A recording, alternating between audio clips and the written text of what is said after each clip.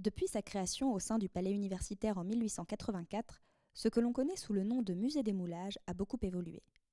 Cette évolution est le fruit de personnes, professeurs et étudiants, qui se sont relayés pour animer et mettre en valeur la collection tout au long du XXe siècle, grâce à leurs recherches et leur investissement au sein du musée. Cette collection singulière a bien évidemment tout d'abord été mise en valeur par son fondateur, le premier titulaire de la chaire d'archéologie classique Adolphe Michaelis, qui éveille encore aujourd'hui la curiosité des néophytes comme des spécialistes. Professeur d'archéologie de renom, envoyé à Strasbourg par le Reich dès 1872, Adolphe Michaelis fut chargé de créer la nouvelle chaire d'archéologie classique et d'organiser l'enseignement de cette discipline dans la nouvelle ville annexée. Représentant un enjeu politique important, tous les crédits nécessaires furent donc accordés au professeur pour mener à bien sa mission. Dès 1878, il préside le jury du concours d'architecture pour la construction du Kollegiengebäude et intervient dans les plans d'Otto Warth pour trouver le meilleur emplacement possible à son musée et adapter au mieux le lieu à la mise en valeur des trois collections: moulages, photographies et objets originaux.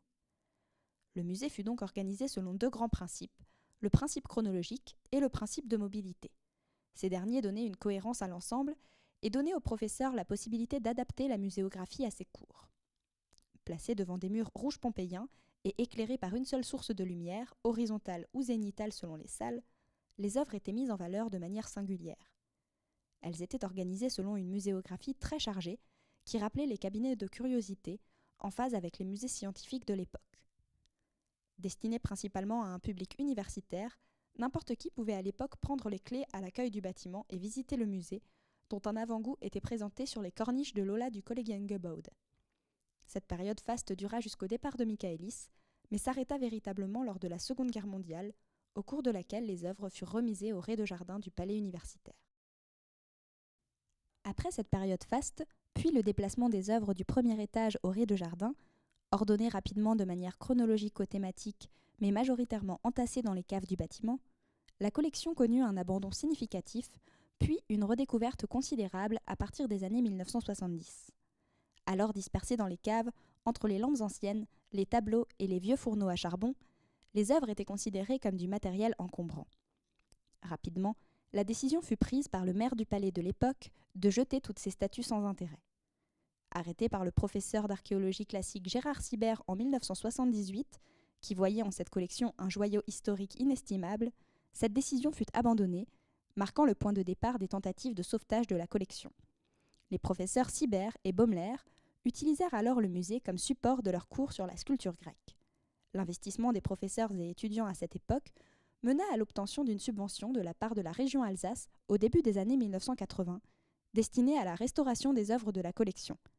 Arrivé en 1974 au palais universitaire pour ses études d'archéologie classique, Sonmez Alemdar, aujourd'hui restaurateur de la collection de Tübingen, fit partie des 8 étudiants envoyés à l'Institut d'archéologie classique de l'université de Heidelberg pour être formés aux techniques de nettoyage des moulages.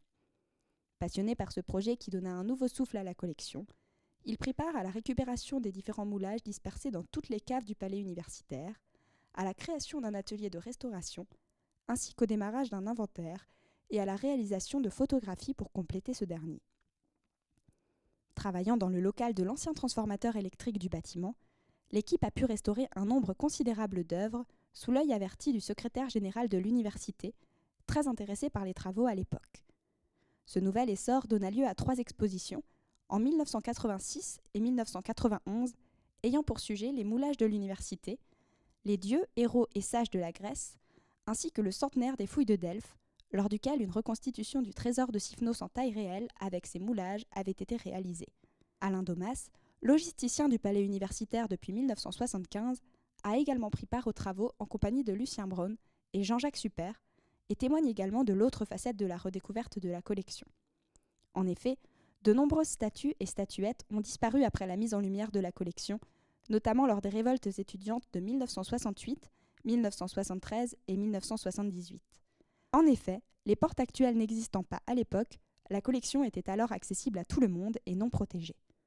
Les œuvres centralisées et protégées entre les murs des salles occupées par le musée actuel et ses réserves, l'équipe de restaurateurs laissa en 1996 la place à un autre groupe d'étudiants.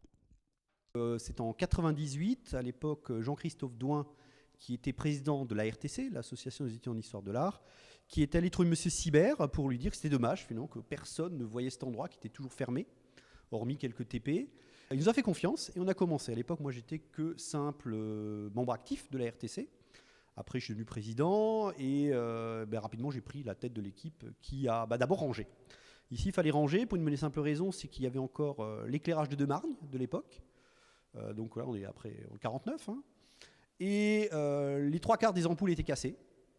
Donc là aussi, on a demandé à Alain Domas à l'époque, qui était encore juste l'électricien, de tout doucement les remplacer, remettre de la lumière. Et on avait acheté quelques spots sur halogène avec des rallonges pour éclairer ce qui n'était pas.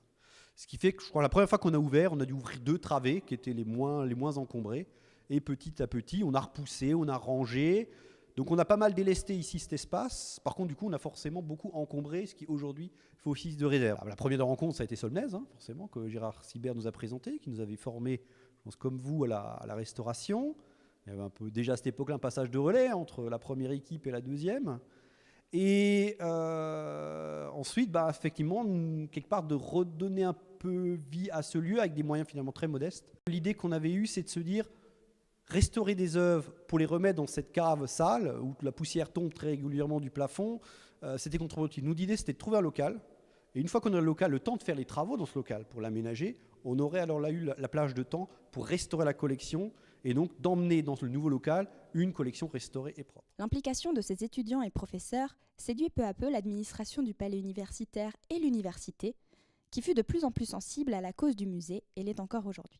J'ai découvert le musée des moulages, comme beaucoup, très tardivement. Quand je suis devenu maire du Palais, qui était une fonction qui a existé jusqu'à la fusion des 3 universités en 2009. C'était un lieu de stockage provisoire, puisque les moulages avaient vocation, les plus anciennes images nous le montrent, à être exposées sur les galeries, là où nous sommes par exemple. Et donc, il a fallu à un moment donné, après la Deuxième Guerre mondiale, notamment les ranger, mais c'était provisoire. Et comme souvent en France ou ailleurs, le provisoire dure. On voyait bien, moi très bien la première fois que j'ai vu ça, l'éclairage était assez blafard. Il y avait un côté mystérieux, un côté Belphégor. Et en même temps, comme enseignant, très émouvant parce que je voyais des étudiants et des étudiants, enfin étudiantes peut-être pas tellement à l'époque, au 19e siècle. Je voyais Michaelis, les étudiants s'émerveiller de ces coffres de moulage qu'on ramenait, qu'on ouvrait et qu'on exposait. Donc c'était un lieu émouvant et beaucoup d'entre nous, alors moi je n'ai pas continué puisque quand on a fusionné, j'ai quitté le palais, beaucoup s'étaient dit, s'étaient émus, il faut faire quelque chose. Je crois que l'époque de mon mandat, c'était surtout une prise de conscience qu'il fallait faire quelque chose. Et beaucoup s'étaient émus de l'état de ce lieu. Et donc moi j'ai plutôt bouclé la période de prise de conscience. Et je pense que c'est après moi que les choses ont été sérieusement prises en main et où aussi on a pris conscience du joyau qu'était le palais universitaire. C'est en 2005 qu'arrive à la direction de l'Institut d'archéologie classique Jean-Yves Marc, l'actuel conservateur du musée, succédant ainsi à Thierry Petit et Gérard Sibert avant lui. Ce nouveau changement implique un nouveau départ pour le musée, mais aussi un travail colossal pour espérer pouvoir entreprendre des actions de mise en valeur dans le musée. Alors je suis devenu conservateur 2-3 ans après avoir pris ma charge de professeur en 2001 et je dois dire que j'étais assez découragé. L'impression qu'on retirait, c'était à la fois d'un désastre patrimonial, enfin d'une espèce de déclin épouvantable et de mort, hein. Mais en même temps, ça manquait pas de poésie, évidemment. On sortait à ce moment-là au musée d'une histoire un peu faste, puisque c'était l'époque où Solnez Alemdar, grâce aux initiatives de Gérard Sibert, avait restauré un grand nombre de statues. Et il y avait eu un certain nombre de diplômes et de travaux d'étudiants. Il y avait une certaine animation. La perspective que j'envisageais, c'était de sortir du sous-sol. Et donc c'est la raison pour laquelle les premières années comme directeur du musée, je me suis plutôt consacré aux photos. Évidemment, rétrospectivement, c'est un peu douloureux à dire, mais enfin c'est la réalité. Je crois que je n'aurais rien fait avec les moulages sans l'apparition miraculeuse des étudiants qui ont pris en charge, au fond, ce que je pensais être infaisable. J'attends donc cet agrandissement et ce réaménagement, donc la création d'un véritable musée, au fond, pour la première fois depuis depuis Michaelis, c'est-à-dire depuis avant la Seconde Guerre mondiale. Et j'espère aussi beaucoup, et ça ce sera le signe de l'engagement définitif de notre université dans le renouveau de ce musée, la création d'un poste de curateur qui seul assurera la continuité de la tâche et la pérennité au fond du musée.